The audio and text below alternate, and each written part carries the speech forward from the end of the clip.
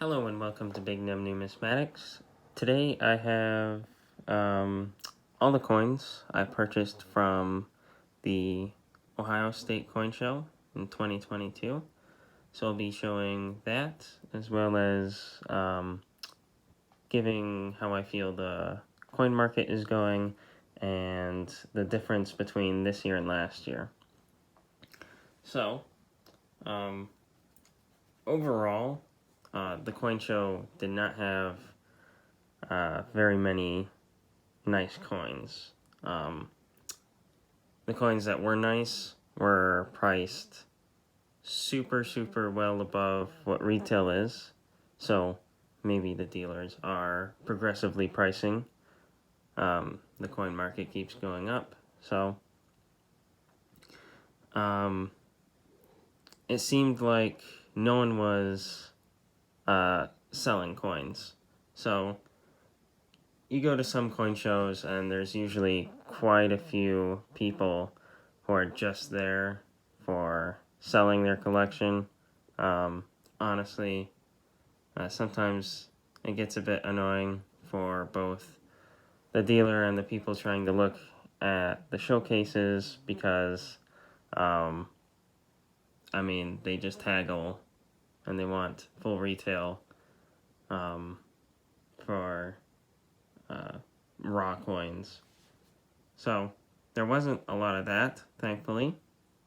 But the public was buying extremely strong. And they were willing to pay up for nice coins. So the funniest coin I saw overpriced was a 1909 VDB MS66 red NGC fatty. Gray sheet bid is $380. These are going for an maximum of $500, and they wanted $750.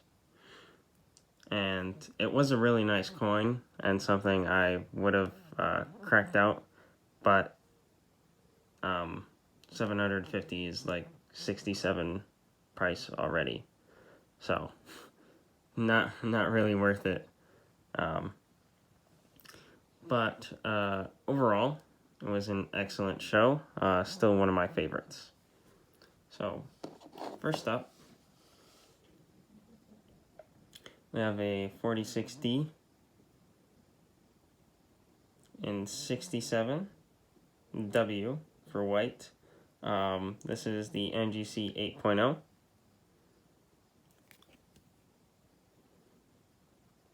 And really flashy, really nice luster, and the 8.0 just makes it a little bit more wow. Pleasing coin. Usually don't like Washington quarters. Next up is a 1942S, an MS66. I purchased this because I really like the luster. This is one of the dates that comes really PL. This one is not by any means, but you can still see the real bright luster that you see on San Francisco Morgans. And the fatty was nice.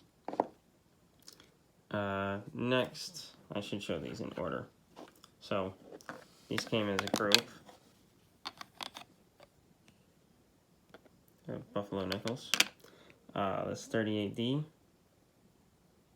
And a mint fatty. Great luster.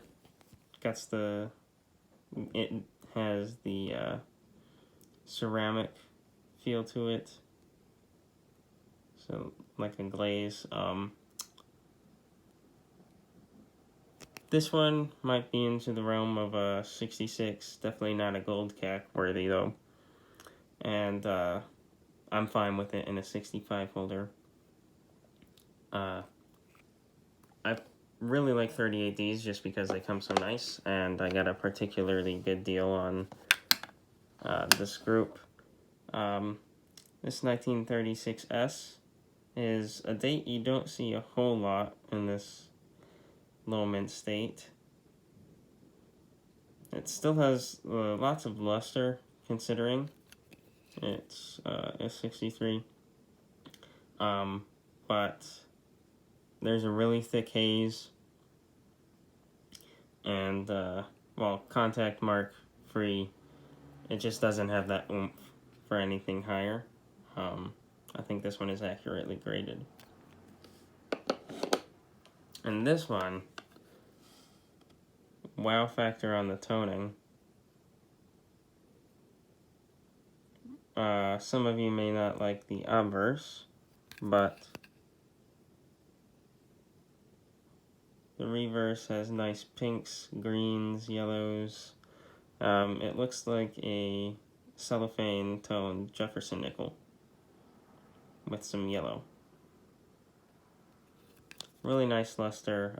Again, I still think this is a 65, but just a really nice coin, and definitely PQ. Okay, next is a soapbox, 1916 Mercury dime. These come very nice, very well struck. Technically, they are high relief, considering the rest of the series, and the obverse has a bit of unattractive toning, but the luster is great.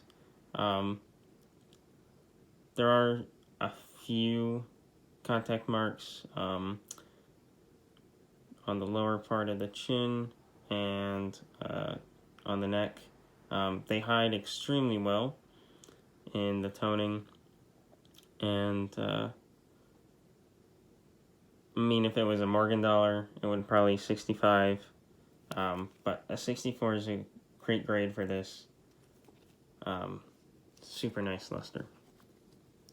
Next is a fatty with the common 1881 S Morgan.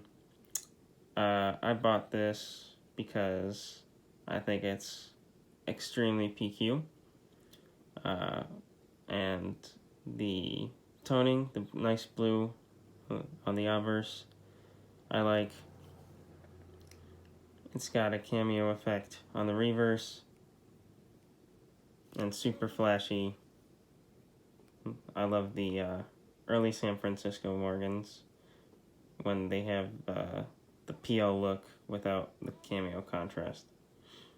And not a lot of hits anywhere. I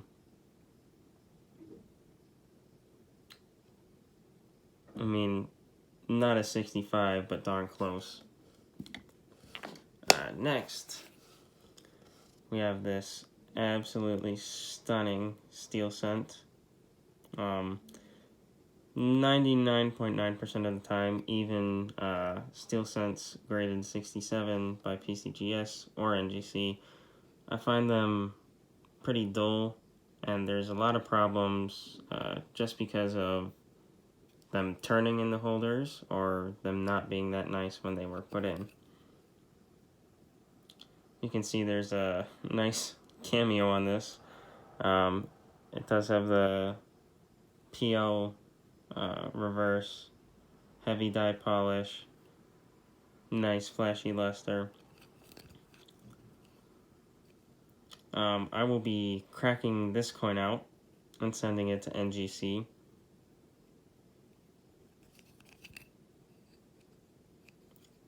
Whether they give me a star for the reverse, I think they will. But this is a coin I'll be trying to get an 8 with at NGC. Just very, very nice coin. Next is, I bought these two together. This one I thought was an easy 5. And I thought I could get the ugly tone off of it. This is already cracked and dipped. The let me get a toothpick. You can see the dark toning over top. That's pretty much burnt on. Luckily, it didn't kill the luster. It's still super flashy. But before the dip, it was much worse and just really, really ugly. It's a shame, and I wouldn't have purchased this knowing that it would look like this. But telling what a coin will do after it's dipped really comes to just finding out.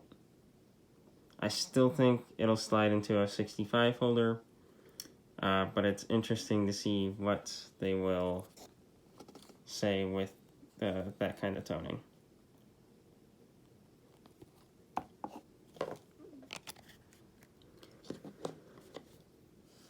Next is a, not a Rattler, but pretty darn close. So this is the inside of a second generation holder. So if you take a look at the doilies, the 2.0s and 2.1s and 2.2s, you'll see this sort of Rattler insert will be inside like a shell with an outside gasket. So this was cracked out for some reason, and it resembles a Rattler. So really just an odd factor and a holder factor for that one. For the final two coins, we have some very nice San Francisco Morgans and Rattlers. Now, this coin, when I picked it up, I said, wow, the cameo contrast is huge. There's some PVC and some haze, but it's super reflective, and in terms of strike and lathing, you can see every single part of the hair above the ear. Super flashy. Do I dip this one or do I keep it? That's the question.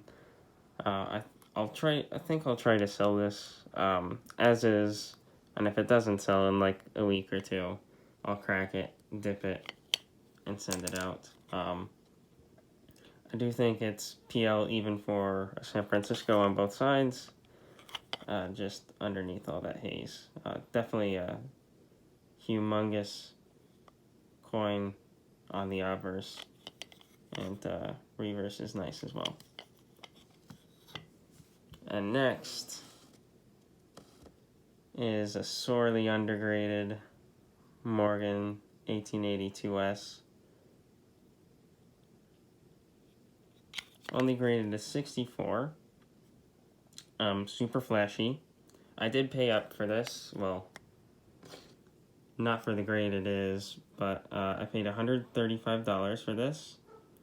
And you can see, if you get it into the good light, the cheek is extremely clean. Just a tad bit right here and above here, but not in the prime focal areas. Fields are nice and clean, and the reverse is, well, always nicer than the obverse, but this one still keeps the grade. It does have just a tad bit of PVC in this area, so still thinking whether John Albanese at CAC will still like that this is a sorely undergraded coin and give it a gold sticker, or even with that, because of the PVC, you won't even CAC sticker it.